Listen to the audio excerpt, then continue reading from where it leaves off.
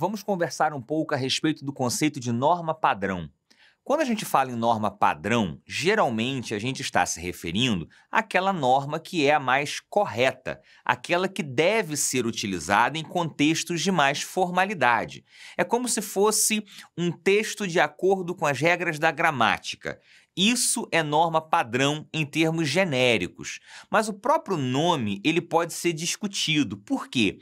Existe a norma padrão e existe a norma culta. Alguns linguistas consideram que são termos sinônimos, mas se a gente for considerar, nem sempre o são.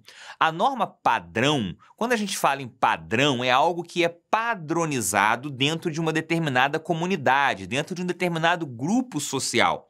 Por exemplo, na empresa onde você trabalha, existe uma forma de se vestir. Esse é o padrão da sua empresa. É a norma padrão de se vestir dentro da sua empresa.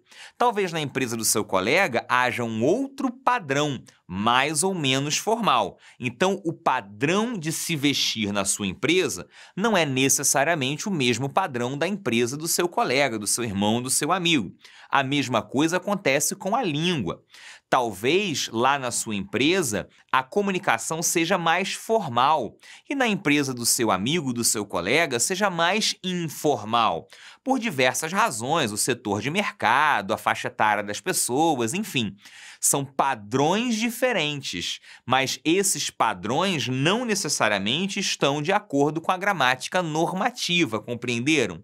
Então é preciso pensar também numa norma culta. A norma culta é a norma da gramática, é a língua como ela deve ser.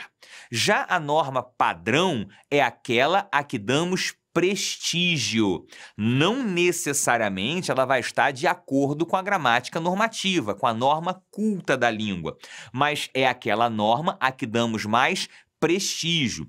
Por muitos anos, a norma padrão no Brasil foi a norma da imprensa, principalmente da imprensa televisiva, dos telejornais.